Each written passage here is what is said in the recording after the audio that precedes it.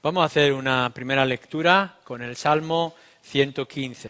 Lo esencial que es, a la hora de tratar la relación con los ídolos y lo sacrificado a los ídolos y toda esa problemática que iremos viendo en este capítulo 8, era importante, es esencial, que tuviéramos estos dos elementos, que es el conocimiento y el amor. Yo hago un llamamiento a cada uno de vosotros para que podáis analizar vuestro propio corazón y vuestra mente, si hay un conocimiento bíblico, si sabéis los principios básicos, fundamentales, si tenéis la experiencia, el conocimiento práctico de vuestra salvación, y después que veáis si hay amor. El amor por Dios, en primer lugar, y amor por su pueblo y por nuestros semejantes o nuestro prójimo. Esto es esencial a la hora de entrar en el tema que Pablo quiere hacer, la pregunta sobre los ídolos. Pero en esta mañana quiero que vayamos un paso más y veamos el terreno que pisamos y en el lugar donde nos encontramos.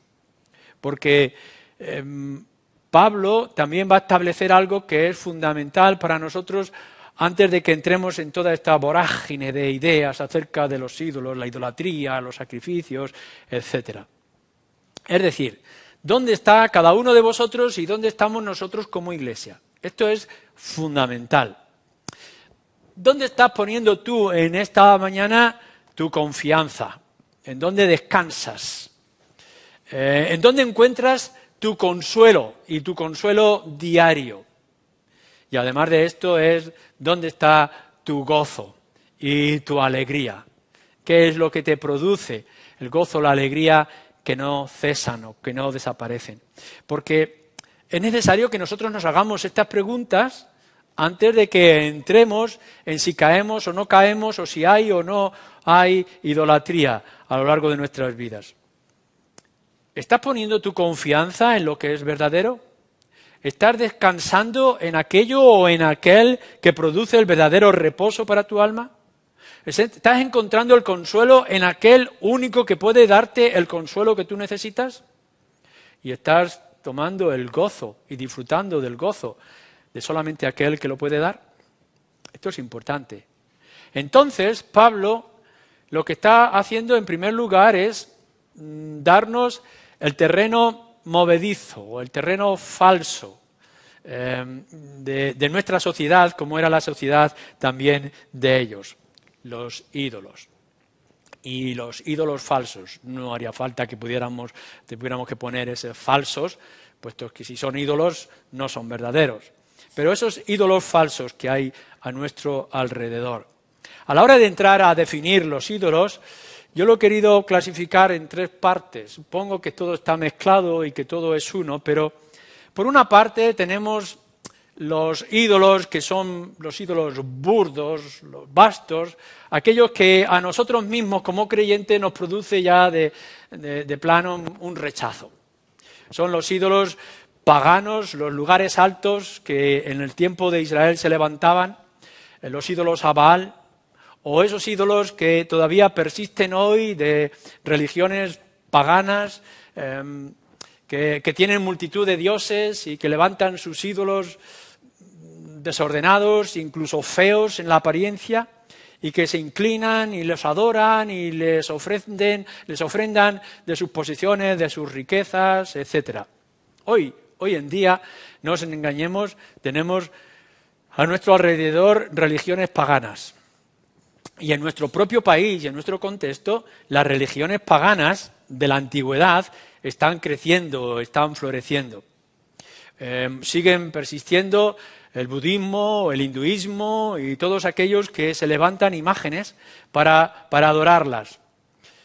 Tenemos las sectas religiosas extrañas y raras, tenemos los adoradores en astrología, los adoradores a la reina del cielo, etcétera, etcétera. La lista puede llegar a ser enorme y amplia.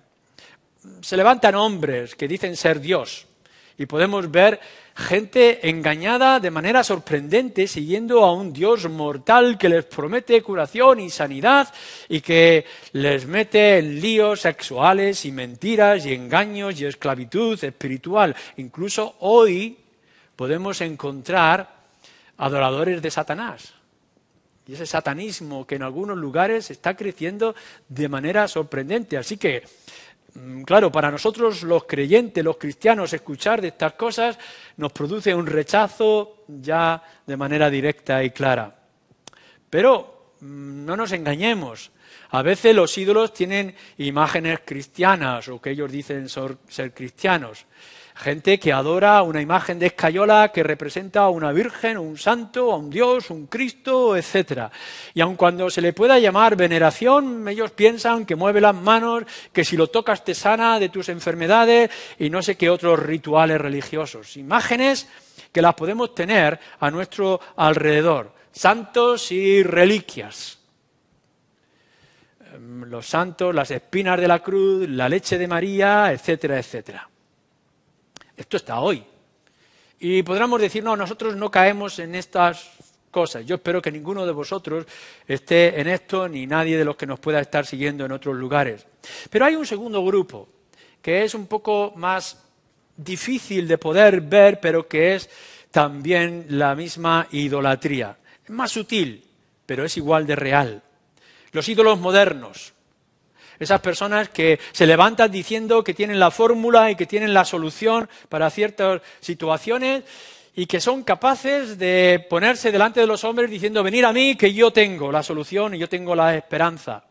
No os sorprenda que podamos encontrar actores o incluso deportistas que son adorados como si fueran dioses. Han puesto su confianza o han puesto su gozo en esas imágenes, esas estrellas que son perecederas y que son un engaño. Así que la idolatría es imaginativa y se van inventando nuevos cada día. Y en otros lugares podemos descubrir aquello que para nosotros es una niñez o una pequeñez o una insignificancia, que otros lo hacen algo grandioso. ¿Cuántos de los jóvenes han escuchado, han dicho, y nosotros hemos escuchado, quiero ser como él?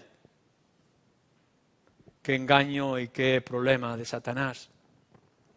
Pero aún hay un tercer grupo que es mucho más sutil.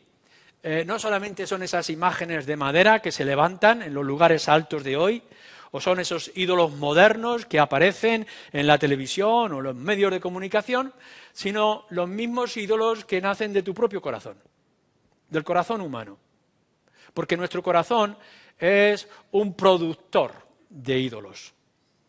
Y no solamente que los produce, sino que los imagina de todo lo que hay alrededor y de todas las fórmulas que Satanás produce en nuestro mundo hoy. ¿Cuántas personas llamadas sabias y consecuentes en otras áreas ponen su confianza en un trozo de papel que se llama lotería y que piensan que ellos son los afortunados, que no van a descansar en un Dios creador, pero sí van a descansar en un bombo? Y se producen un Dios. Si tenéis dudas, salir a la calle y podréis ver la fila de gente esperando comprar un décimo. Han puesto su confianza en la suerte, en su corazón, en lo que produce su propio corazón. Tú mereces esto, nos dice la televisión.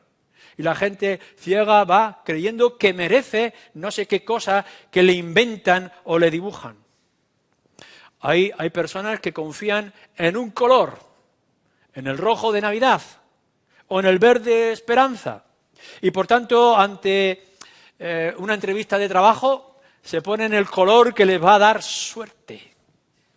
O quizá están poniendo su confianza en unas palabras pronunciadas, de la manera que vamos a hacer la obra de teatro y vamos a salir pronunciando una palabra que yo no quiero pronunciar, porque les va a producir suerte y bendición. Quizá tocar algún objeto, quizá hacer algún gesto, quizá poder llevar algún símbolo. No solamente son los paganos que llevan símbolos, sino los cristianos también que llevan cruces que les va a proteger de no sé qué fantasmas o espíritus inventados. Y la gente cae en todos estos engaños. Y nosotros nos dejamos llevar y arrastrar por todo esto. Palabras, colores, décimos de lotería. Es muy sutil, pero es muy real. Porque todo lo que esto hace es desviar la atención que deberíamos de prestar a aquel que tiene el dominio sobre todas las cosas para caer en aquello que es pura neblina, que es fantasía y que es nada. No nos sorprenda que nosotros podamos ser engañados cuando el pueblo de Israel, que ha visto caer maná del cielo y que ha visto abrirse las aguas del mar, o que ha visto surgir agua de las rocas, o que ha visto que su calzado no se gastaba, eran capaces de llevar pequeñas figuritas en sus bolsas, o levantar un becerro de oro, o levantarse palos en los lugares altos. ¿Cuánto más nosotros podríamos caer? Y seguramente muchos de los que conocemos, espero que ninguno de vosotros, que caigan en esta idolatría, inventada o traída por otros. Pero nos dice nuestro texto en 1 Corintios, y nos lo dice el Salmo 115, de una manera muy clara. Estos ídolos son nada. Es decir, no hay nada en ellos, no hay nada de poder, no hay nada de autoridad, no hay nada de capacidad. Tal es así que nos dice el salmista, tienen ojos pero no ven. Y tienen manos pero no tocan, y tienen pies pero no andan. Son inútiles. Y inútiles son iguales que aquellos que los han creado y que los han levantado. No hay nada en ellos. Y los ídolos que podía haber, los sacrificados a esos ídolos en la ciudad de Corinto, eso no es nada.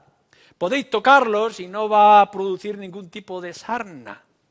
No va a producir ningún tipo de daño. No tienen poder alguno por sí mismos. Son pura vanidad y vacío. Tal es así que tenemos al profeta Elías, que coge a aquellos todos sacerdotes de Baal, de los dioses falsos, y les dice, venga, levantar un altar y ver si cae fuego del cielo para poder mostrar si vuestros dioses son verdaderos o no. Y los pobres desgraciados sajando su cuerpo y golpeándose, no produce absolutamente nada. Y Elías, el profeta, dice, ¿no estarán haciendo sus necesidades? ¿Es que vuestros dioses están ocupados en otra tarea más importante? Se burla de ellos porque no son nada. ¿O qué dice el profeta Isaías? De esa pobre gente que coge un leño y una parte del leño se hace una figura, un dios para adorarlo, y la otra parte la utiliza para calentarse o para hacer la comida. Es el mismo leño, es la misma madera, dice el profeta Isaías. Esta es la realidad, son nada, no hay nada que temerle. Como creyentes estamos protegidos de toda esa vanidad y de todo ese vacío. Ahora, eso sí, nos dice también Pablo en su carta aquí, y también lo dice en el capítulo 10, la imagen, el ídolo es nada, pero detrás de ellos hay un demonio. Está Satanás con todo su poder y toda su energía intentando desviar y engañar a la gente. Y la gente cae en el engaño. Es decir, tú ves que levantan un trozo de escayola o de barro y la gente se inclina, y hay gente que los persigue, que se cuelgan un cencerro en las espaldas y van golpeando por todas partes su cuerpo. Y podemos decir, ¿cómo es posible que se engañen de esta manera tan absurda? ¿Cómo es posible que este pobre drogadicto deportista pueda convertirse en un ídolo para ellos y que los jóvenes quieran ser como esa persona tan pequeña y tan insignificante? Y es que detrás hay un diablo muy sutil que te enseña y que te dice en televisión, tú mereces ser mejor y tener unas vacaciones, por tanto, echa la lotería. O que podemos ver asuntos como la Ouija y los jóvenes, pobres jóvenes, moviendo un dedo para que les hablen los muertos, dándose cuenta que todo eso les producirá un daño psicológico, emocional, que arrastrarán a lo largo de su vida. Brujería, supersticiones, que no hacen sino traer problemas psicológicos. No, la imagen, el ídolo, no tiene ningún valor, pero no nos engañemos que Satanás está detrás para engañar a las personas, para hacer que se inclinen ante ellas. Y esta es la sociedad que estamos viviendo. Tener en cuenta que nuestra sociedad, la de hoy, la del poder, la humanidad, la de la ciencia, no es una sociedad incrédula. Todo lo contrario. Nuestra sociedad es una sociedad crédula. Se puede creer cualquier cosa. Y puede venir un fantasioso gurú de las nuevas modas por las redes y decirte que es bueno dejar de comer y te mete la anorexia sin darte cuenta. ¿Y cómo es posible? Bueno, porque Satanás está detrás y se creen cualquier cosa de lo que pueda ocurrir o de lo que pueda hacer, que pueden levantar de las cosas más insignificantes, puro barro, una imagen de la cual multitudes se puedan inclinar. Y podrán decir que son sabios, que son científicos, y aún así buscarán a pobres mujeres que les lean las manos para decirle la suerte o si va a ganar en la posición política que se encuentra. Puro engaño que está detrás. Los creyentes no tenemos que tener temor alguno. No hay nada que nos pueda dañar si estamos en el Señor Jesucristo. Ni los huestes del cielo, ni de las profundidades de la tierra nos podrán apartar de aquellos que estamos en las manos del Señor. Pero el diablo está detrás para engañar a la gente alrededor y lo hace. Lo hace. Pero entonces, lo que hace en segundo lugar Pablo es darnos el contraste. Y nos dice, vosotros que tenéis conocimiento y que tenéis el amor, un conocimiento del cual tenéis que tener cuidado y un amor que va a edificar, ahora tenéis que tener en cuenta esto, que los ídolos son nada, pero Dios hay uno. Y yo quiero que centréis vuestra atención en esto, porque es importante. Como creyente nosotros lo sabemos, porque esto es fundamental en nuestra doctrina. Es decir, para ser creyente, ser cristiano, ser evangélico, tenemos que creer que Dios es uno, no son varios dioses. Que hay un Dios y que ese Dios es verdadero. Y todos los demás son falsos. Eso es una doctrina básica, ya se lo enseñó al pueblo de Israel, Deuteronomio 6, ¿no? Hay un solo Dios, uno solo. Monoteísmo, esto es lo que se está declarando. Esto es parte de la fe básica. Pero cuando nosotros declaramos, Pablo está declarando, y lo está diciendo el Salmo 115, que Yahvé es Dios y que hay un solo Dios, lo que está diciendo es que los demás dioses son falsos. Que no hay nada más que un Dios y todos los demás es mentira. No os dejéis engañar por ese panteísmo o ese ecumenismo que se inventan de que, bueno, cualquier dios o buenos dioses, o hay un dios de Occidente, un dios de Oriente, que hay un dios de esta manera o de esta otra. No. La Escritura es contundente y es clara y es directa. Los dioses falsos son dioses falsos, no existen. Pero Dios existe, pero existe uno. Los demás no. Y solamente uno. Por tanto, es crucial para ti en esta mañana, es crucial, es fundamental que entiendas que hay un solo Dios y por tanto tienes que buscar a ese Dios. No te puedes conformar con cualquier Dios que te ofrezcan, del Dios que te hablan por las redes o que te comenta el vecino de enfrente. Tienes que buscar a ese Dios único que es el verdadero, porque todos los demás son falsos y te llevarán a la perdición o al daño.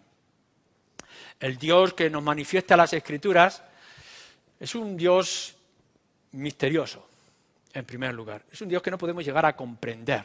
O sea, no es que decir, bueno, he visto la imagen y puedo ver que el Dios de un becerro, de una vaca, o el Dios de un gordito sentado en un trono de oro, o el Dios que me puede... Es de esta manera. Nuestro Dios no es así. Nuestro Dios, nos dice la Escritura, es espíritu. Es de otra materia. Nuestro Dios es invisible, no se le puede ver. Y como no se le puede ver, no se le puede figurar, no se le puede hacer figura, no se puede hacer imagen.